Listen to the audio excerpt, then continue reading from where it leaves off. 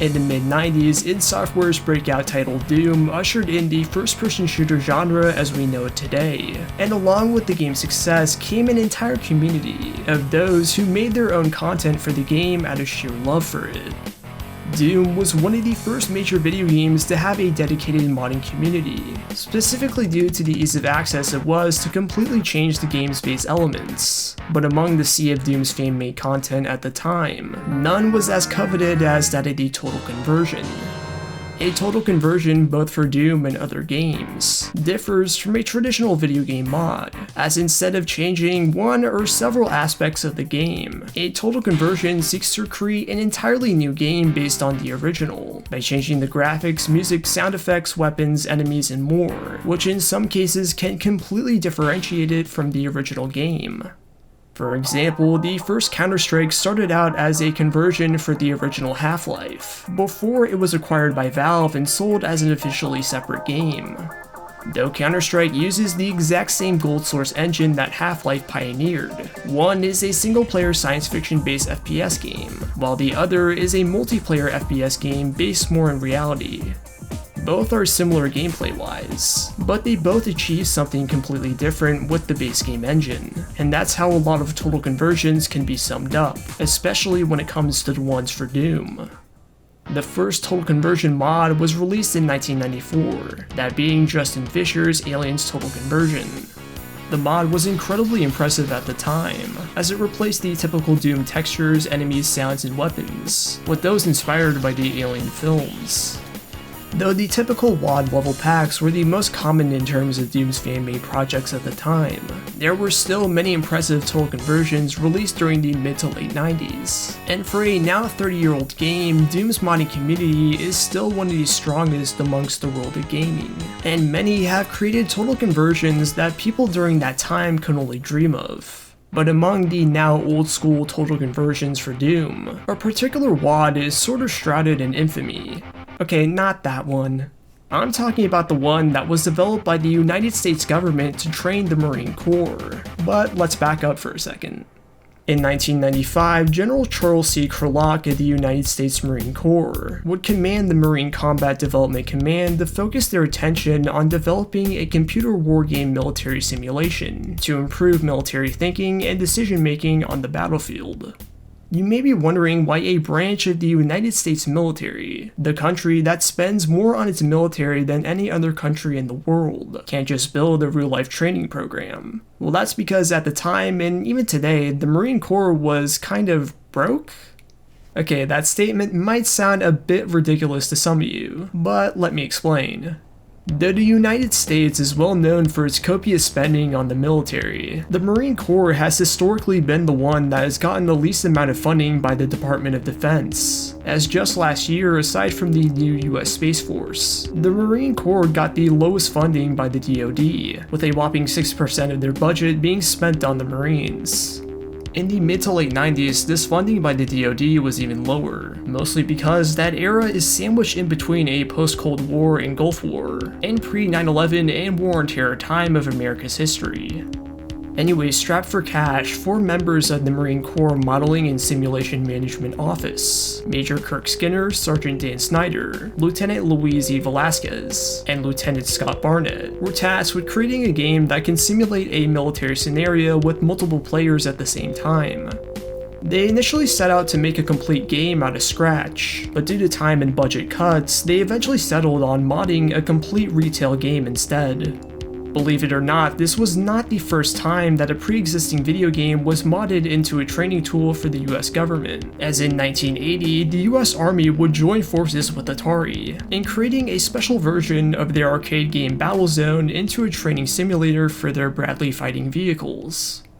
Anyway, Snyder and Barnett would spend hours playing every game available to them that might have fit the bill, and they even kept track of the games by posting them on a blog they made, though I couldn't find any remnants of it. In the end, they settled on Doom 2 Hell on Earth as the game that they would mod for their military training program, though some of the other games that they played were later included on their official catalog of WarGames, found suitable for Marine Corps use. The decision of using Doom was a pretty funny choice, mainly because, according to Barnett, he was previously caught having the game on his work computer hard drive and was punished for it. Doom 2 may seem like a weird choice today for a Marine Corps training program, but at the time, Doom was still the undeclared king of the first-person shooter genre, to the point where any other FPS game that came out at the time were categorized as Doom clones. Though some of these games, like Star Wars Dark Forces, sported more technically impressive 2.5D engines than Doom, it was still a long way before the more advanced build engine games, like Duke Nukem 3D and Shadow Warrior, and the fully 3D engines of Quake and Half-Life, so for the time being, Doom was the closest game that they were looking for. It also helped that, like previously mentioned, Doom had a big modding community, especially in the mid-90s, so I wouldn't doubt that the fan community and/or their findings indirectly help with the Marines project. Though Doom, like many influential FPS games, has had its source code released freely to the public, it wasn't released until late 1997, meaning that fan communication and teamwork were probably key into the creation of this mod, as was the case in the creation of total conversions of this time.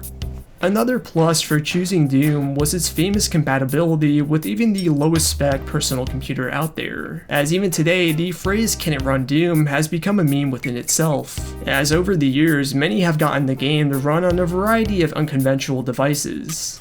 For comparison, the modded Battlezone game I mentioned earlier was a proprietary full-size arcade machine, with only 2 units ever produced.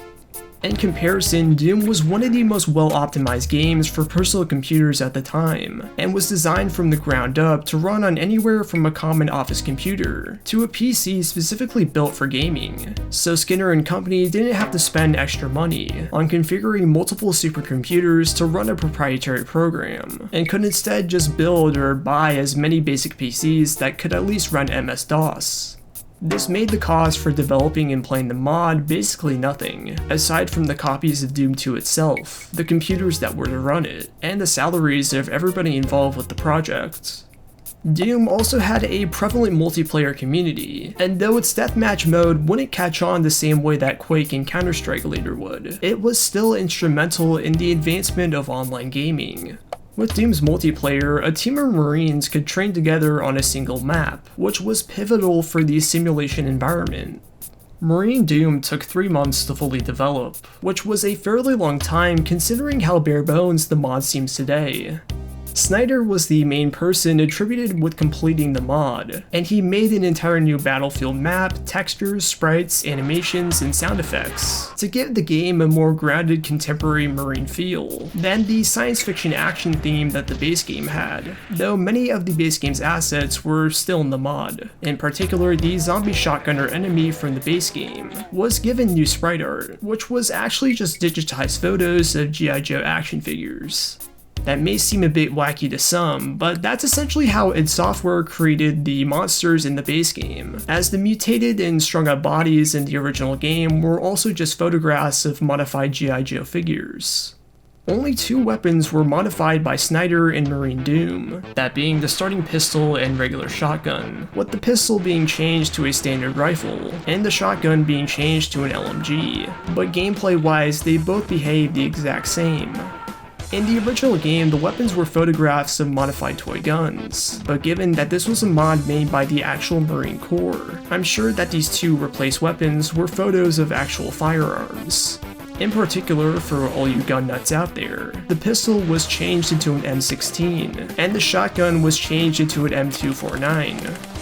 In mid-1996, Snyder and company would finish their training mod for Doom, which they named Marine Doom, and they would soon show it off to their superiors.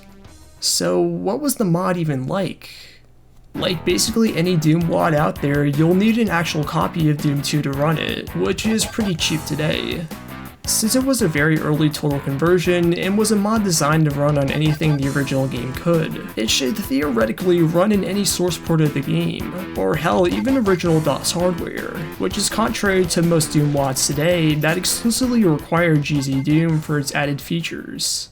Anyways, the WAD consists of one map, that being this generic battlefield. You start off in this little bunker with a backpack of ammo, the modified shotgun, and a computer map of the following battlefield. It's a very open and spacious environment, and is filled to the brim with hit scanner enemies, so undoubtedly you're gonna get hit.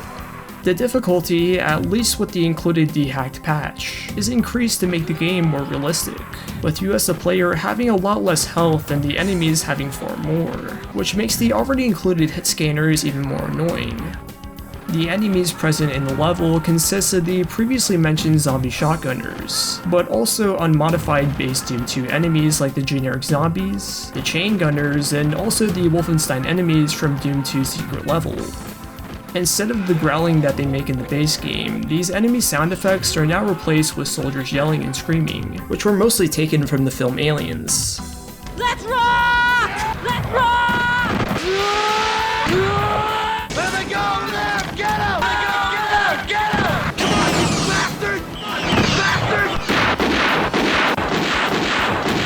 The only sound effects for the enemies that weren't altered are when the Wolfenstein enemies shout, "I'm leaving!" Speaking of sound, the music is the exact same that's present in the original game, with Bobby Prince's iconic track Running from Evil being the backdrop for this entire level, as it was with the first level of the original game. Anyways, down in these little trenches, you can find more ammo and a rocket launcher, which looks and behaves just like the one in the base game does. Speaking of the weapons, you can also get a chain gun once you defeat one of the chain gunner enemies, and again, it's the exact same as it was in the original game. The rocket launcher, chain gun, shotgun, and pistol are the only weapons you can obtain in this map. Now typing the classic give all command reveals that the other weapons also remain unchanged from their original counterparts. The only weapons that were changed were the aforementioned pistol and shotgun, being changed to a rifle and LMG respectively, which merely changes the sprites and sounds of the weapons, and not their damage or behavior. Well, at least to my knowledge. The rifle makes sense as to why they changed it to the base game's pistol, but changing the shotgun to an LMG is kind of a weird choice, as it would have probably made more sense to change it to the chain gun instead. Speaking of the shotgun, when you fire it in the base game, it plays a 3-frame animation when you cock it back, but due to a bug in this WAD, instead of the LMG's animation frame showing up, it instead shows the frames from the original shotgun animation. If you fix the WAD's included DEH file, you can retime it so that the animation does appear correctly, but I don't really know how to do that. The level design in this one stage is pretty bad and rushed, as the buildings feel really nonsensical, as there's this building at the beginning with the chain gunners at the top, but when you try climbing up the stairs it doesn't work. Or there's this building that's sandwiched in between the others with a tiny door that you may think you can go into, but it turns out to be just small enough to where you're blocked from entering. Anyways, after you go into this building with some weirdly placed switches, you interact with them and move on to the second level of Doom 2, Underhalls. So if you ever wanted to beat Doom 2 with a scuffed shotgun and soldiers constantly yelling at you, then hey, you can certainly do it. Overall, Marine Doom is probably one of the most boring Doom WADs I've ever played, and though it's technically a total conversion, it uses so many elements from the base game that I find it really hard to consider it one. The WAD is incredibly simple and short, as you can probably beat it in 30 seconds on your first try, but at the same time, I'm not exactly playing this WAD the way it was originally intended. In 1997, the story about the Marine Corps modifying a copy of Doom would hit the mainstream media, the two most famous coverages being an in-depth article by Wired, and a report on CNN, both of which give us insights into how the mod was used to train the soldiers in question. In the CNN report, we see Snyder himself giving instructions to 4 soldiers, who are in the same map, with Snyder giving instructions using Doom's in-game map feature. Wait a minute, are they playing keyboard only? Damn, that's old school. The report is kind of brief, so we don't get a full picture of how he trained the soldiers via Doom, but at some moments it looks like the soldiers are in co-op, while in others it appears that they're in a deathmatch style mode. But from the news report, we can gather that they actually took this seriously, and wasn't just an excuse to goof off and play video games, or at least that's what the cameras show. The other thing about the CNN report is that we see environments in the training montage that aren't present in the released mod. This is because the one I just went over was actually the prototype for Marine Doom, if you can believe it. In the final version of Marine Doom, the game is much more fleshed out, including new weapon sprites, more vegetation in the environments, and a completely new battlefield level which has a more grassy environment theme. The Wolfenstein enemies are now colored green. Your Doom Guy sprites are different. The chain gun, rocket launcher, and super shotgun have been changed. Essentially, this was basically the version that they were playing in the report, while the version I just played is the one that's commonly been uploaded as the final version. It really isn't, so I don't know why the prototype version has been touted for all these years as the final version of Marine Doom, but regardless, you can download the finished version here. Anyways, aside from the Marine Doom gameplay, the report also features them playing an RTS game which I'm pretty sure is the original Command & Conquer, so the Marines definitely had some good taste. Though it may seem silly today to train soldiers with a Doom mod, in the mid-90s I think it did an adequate job given the circumstance, and if it didn't, then I'm sure the soldiers loved playing Doom in their free time. I mean, who wouldn't? It's fucking Doom after all. After making Marine Doom, the project not only caught the attention of the US military, but also the Secret Service, FBI, and even the broader video game industry in general. Around the same time that Marine Doom was released, so too was id Software's hot new FPS game, that being Quake. Unlike Doom, Quake was a fully 3D game, and Barnett and Snyder sought to further immerse the soldiers into the experience compared to the 2D graphics of Doom. In the Wired article, Barnett and Snyder would tease this new mod for Quake, that being a game named Battlesite Zero. They would even strike a deal with publisher GT Interactive to not just publish this game, but also Marine Doom as well. Snyder and Barnett would end up selling Battlesite Zero to GT Interactive, where the publisher gave them an option for a one-time payout for the mod, or a $1 million investment into the company, in which they took the latter. This would end up being a huge mistake, as in 1999 GT Interactive would go broke, and Battlesite Zero was never released. Though Battlesite Zero was never released, Marine Doom would hit the internet as a free download in mid-1997 for anybody to play as long as you have a copy of Doom 2. Since then, the mod is mostly known less for its gameplay and more for its historic value, as gaming technology would progress into the late 90s and early 2000s, so too did wargame training simulators. In 2002, Marine Doom was officially discontinued, as a new development from the ground up was superseded, that being American Army, which would be the primary wargame training tool for the next decade. In the years following though, the idea of having a first-person shooter game to train soldiers has become rather outdated within itself, as today most of these newer training simulators utilize virtual reality to fully immerse the participant into the environment. Coincidentally, the original Doom has had many VR ports, meaning that today you can now fully play Marine Doom in VR. If that doesn't tell you how far technology has come, then I don't know what will. And with that, I think I'll end the story right there, so thanks for watching.